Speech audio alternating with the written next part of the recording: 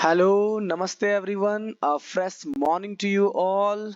Today we will study about types of reaction, that is precipitation reaction and redox reaction. So आगे बढ़ने से पहले आज हम लोग वही जो रोज करते हैं, boost your self. Okay, the best view comes after the hardest climb. आप जितना ऊंचा छलांग मारोगे आपको उतनी अच्छी सफलता मिलेगी. ठीक है, यानी कि अगर आपको एकदम बेस्ट व्यू चाहिए आपकी लाइफ की तो आप एकदम बेस्ट छलांग मारो. जितना ऊंचा छलांग मारोगे आपकी लाइफ की जो सीन है वो बेस्ट सीन आपको दिखेगी. ठीक है, तो आप एकदम ऊंचा छलांग मारो, इतनी मेहनत करो कि आने वाले एग्जाम में आप अगर कलम चलाओ तो कलम की रफ्तार इतनी होनी चाहिए कि सामने वाला बंदा बोले मेरा रिजल्ट तो ये लेके जाएगा, मेरा रिजल्ट तो ये लेके जाएगा. उतनी मेहनत करो. ठीक है, तो हम लोग अब बिना टाइम को वेस्ट किए आगे बढ़ते हैं. तो चलिए आज देखेंगे प्रिसिपिटेशन रिएक्शन क्या होते हैं. What is precipitation reaction? ये बहुत ही इंपॉर्टेंट रिएक्शन है, एकदम अच्छे से एकदम ध्यान से देखें आप लोग. A reaction in which N insoluble solid known as precipitate is formed is called a precipitation reaction. यानी कि एक ऐसा रिएक्शन जिसमें क्या हो, इनसॉल्युबल सॉलिड फॉर्म हो, यानी कि ऐसा इनसॉल्युबल सब्सटेंस जो घुले ना, जो मतलब ऐसा सॉल्यूट जो पूरी तरह से सॉल्युबल ना हो, यानी कि इनसॉल्युबल हो. ठीक है, उसे कहेंगे हम प्रिसिपिटेट. अगर कोई भी रिएक्शन में वैसा सॉल्युबल या वैसा इनसॉल्युबल सॉलिड फॉर्म होता है तो उसे हम प्रिसिपिटेशन रिएक्शन कहेंगे. जैसे when an aqueous solution of iron chloride is mixed with ammonium hydroxide, a brown precipitate of iron hydroxide is formed. यानी कि ये जो आयरन हाइड्रोक्साइड है FeOH होल 3, ये क्या है, एक प्रिसिपिटेट है. क्यों है? क्योंकि ये इनसॉल्युबल सब्सटेंस है. यानी कि आयरन क्लोराइड को FeCl3 को जब हम एमोनियम हाइड्रोक्साइड के साथ रिएक्ट कराएंगे, यानी कि 3NH4OH के साथ रिएक्ट कराएंगे तो ये फॉर्म करेगा क्या, आयरन हाइड्रोक्साइड, जो क्या है, प्रिसिपिटेट है. यानी कि इनसॉल्युबल सब्सटेंस को फॉर्म करेगा. यही इनसॉल्युबल सब्सटेंस नीचे क्या होता है, कोई भी मान लें यूटेंसिल्स है, अगर उसमें रिएक्शन हो रहा है तो यूटेंसिल्स के नीचे आप देखेंगे कि एक इनसॉल्युबल सब्सटेंस नीचे जम के बैठ गया है. वही क्या है, वही प्रिसिपिटेट है. और वही जिस रिएक्शन से प्रिसिपिटेट का फॉर्मेशन होता है उसी को क्या कहते हैं, प्रिसिपिटेशन रिएक्शन कहते हैं. तो यहाँ पे क्या है, ये जो आयरन क्लोराइड है ये मिक्स्ड हो रहा है अमोनियम हाइड्रोक्साइड के साथ और एक ब्राउन कलर का प्रिसिपिटेट फॉर्म कर रहा है. इसका नाम है आयरन हाइड्रोक्साइड. वो क्या, एक प्रिसिपिटेट है. और ये पूरे रिएक्शन को क्या कहेंगे, प्रिसिपिटेशन रिएक्शन कहेंगे. क्यों कहेंगे? क्योंकि ये एक प्रिसिपिटेट को फॉर्म कर रहा है, इसलिए हम कहेंगे इसे प्रिसिपिटेशन रिएक्शन. मैंने बहुत सारे एग्जाम्पल दे रखे हैं प्रिसिपिटेशन रिएक्शन के. ये सारे एग्जाम्पल बहुत ही इंपॉर्टेंट है, आप इसे एकदम लिख लें, इसे नोट्स में इंक्लूड कर लें और इसे लर्न करने का ट्राई करें. तो आइए देखते हैं ये सारे एग्जाम्पल्स क्या हैं. यहाँ देखिए, कॉपर सल्फेट ये रिएक्ट कर रहा है सोडियम हाइड्रोक्साइड के साथ, NaOH के साथ रिएक्ट कर रहा है और बना रहा है सोडियम सल्फेट. ये क्या, एक प्रिसिपिटेट है. सोडियम सल्फेट क्या, एक प्रिसिपिटेट है. और दूसरा क्या बना रहा है, कॉपर हाइड्रोक्साइड. ठीक है, ये भी क्या है, ये एक प्रिसिपिटेट का फॉर्मेशन कर रहा है ये रिएक्शन, इसीलिए ये रिएक्शन भी क्या होगा, प्रिसिपिटेशन रिएक्शन होंगे. ठीक है, यही सेम प्रोसेस इसमें भी हो रहा है. ये जो सोडियम सल्फेट है Na2SO4 ये रिएक्ट कर रहा है किसके साथ, स्ट्रोंटियम क्लोराइड के साथ, यानी कि SrCl2 के साथ रिएक्ट कर रहा है और बना रहा है सोडियम क्लोराइड NaCl. ये एक नमक है. आप जब भी नमक को घोलते हैं तो पूरी तरह से तो घुलता है लेकिन थोड़ा सा ही सही, लेकिन लास्ट में देखिएगा वो बैठ जाता है. वो क्या है, सोडियम क्लोराइड है, जो कि इनसॉल्युबल होते हैं, पूरी तरह से नहीं घुल पाते. और वो क्या फॉर्म करता है, ये प्रिसिपिटेट को फॉर्म करता है. इसीलिए रिएक्शन अगर प्रिसिपिटेट फॉर्म कर रहा है तो ये रिएक्शन को प्रिसिपिटेशन कहेंगे. मैं बार बार कह रहा हूं, कोई भी रिएक्शन अगर प्रिसिपिटेट को फॉर्म करे तो आप एकदम आंख को बंद कर लेना और बोल देना कि ये प्रिसिपिटेशन रिएक्शन है।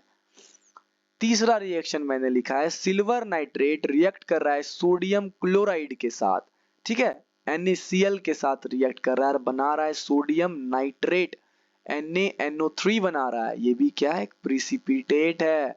तो ये प्रिसिपिटेट का फॉर्मेशन हो रहा है, तो जाहिर सी बात है ये क्या होंगे, प्रिसिपिटेशन रिएक्शन कहलाएंगे, ठीक है।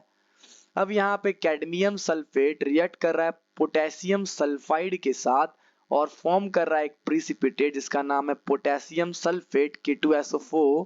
ये क्या एक प्रिसिपिटेट है, ये प्रिसिपिटेट का फॉर्म कर रहा है, इसलिए क्या होंगे पूरे रिएक्शन, प्रिसिपिटेशन रिएक्शन।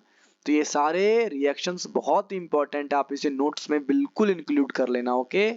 अगर यहाँ पे कोई भी डाउट हो, कंफ्यूजन है, तो आप कमेंट करेंगे, मैं इसे नेक्स्ट वीडियो में क्लियर करूंगा। तो हम आगे की तरफ देखते हैं जो कि बेहद इंपॉर्टेंट रिएक्शन है, जिसमें अधिकतर बच्चों को बहुत कंफ्यूजन रहता है। उस रिएक्शन का नाम है रेडॉक्स रिएक्शन। कौन सा रिएक्शन, रेडॉक्स रिएक्शन। बहुत ही इंपॉर्टेंट रिएक्शन, एकदम ध्यान को यहाँ पे कंसंट्रेट करेंगे। रेडॉक्स रिएक्शन क्या होता है? A redox reaction is defined as a reaction in which oxidation and reduction take place simultaneously।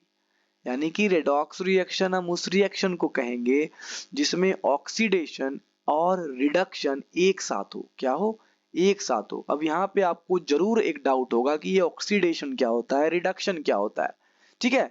मैं इसको जस्ट इसके बाद आपको बताऊंगा ऑक्सीडेशन और रिडक्शन क्या होता है, ठीक है। आप यहाँ पे देख लें, फिर मैं इसके बाद एग्जाम्पल को क्लियर करूंगा। तो ऑक्सीडेशन क्या होता है?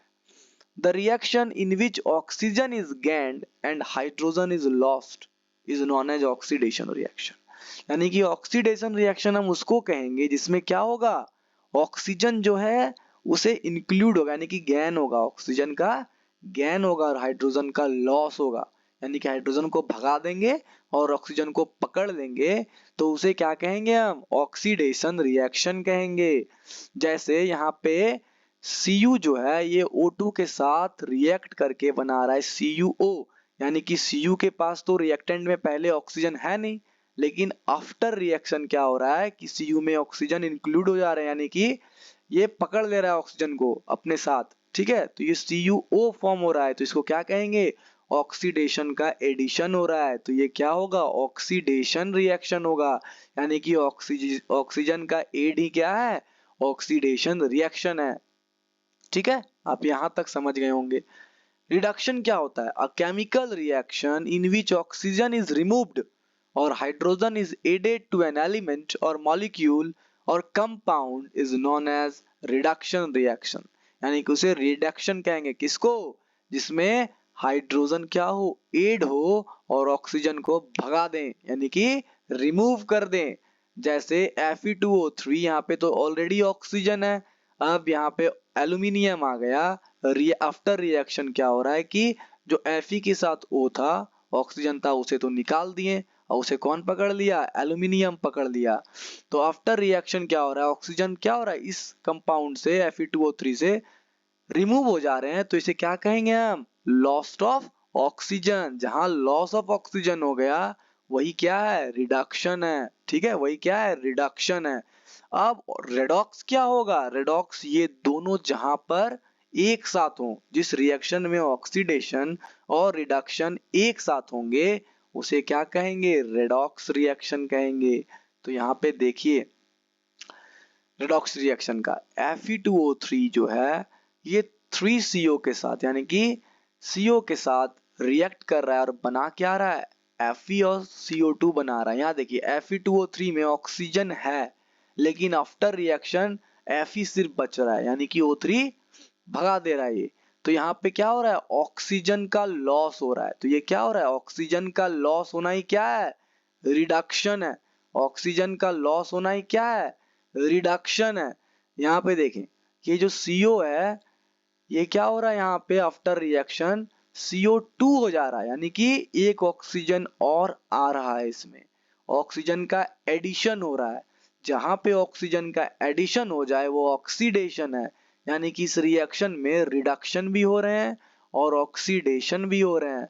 तो ये क्या है, ये रेडॉक्स रिएक्शन है। ये क्या है, ये रेडॉक्स रिएक्शन है। मैं एक बार फिर से बताता हूं आपको कि जिस भी कंपाउंड से ऑक्सीजन का लॉस हो उसे रिडक्शन कहेंगे, और जिस भी कंपाउंड में ऑक्सीजन का क्या हो, एडिशन हो after reaction, is known as oxidation. यानी कि ये दोनों काम एक ही रिएक्शन में हो रहे हैं तो इसे क्या कहेंगे, रेडॉक्स रिएक्शन। सिंपली अगर अलग अलग हो तो रिडक्शन ऑक्सीडेशन होगा, लेकिन एक साथ हो जाए दोनों एक ही रिएक्शन में तो ये रेडॉक्स रिएक्शन होगा। क्या होगा, रेडॉक्स रिएक्शन।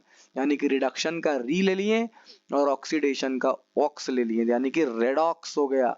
ये रेडॉक्स रिएक्शन हो गए। ठीक है, यहाँ तक कोई भी कंफ्यूजन हो आपको तो आप बिल्कुल बताएंगे, मैं नेक्स्ट वीडियो में क्लियर करूंगा। ठीक है, और ये सारे जितने भी मैंने पॉइंट्स लिखा है इसे आप नोट्स में बिल्कुल इंक्लूड कर लेना, इससे आपको बहुत ही हेल्प मिलेगा। और ये जो रिएक्शन है, ये जो प्रिसिपिटेशन रिएक्शन है, ये बहुत ही इंपॉर्टेंट रिएक्शन है। आप इसे नोट्स में जरूर लिख लेना और लर्न कर लेना और समझ भी लेना। ठीक है, रटना नहीं है, समझना है। ठीक, मैं मिलता हूँ नेक्स्ट वीडियो में। धन्यवाद। और अगर कोई भी कंफ्यूजन हो तो प्लीज कमेंट करेंगे। धन्यवाद।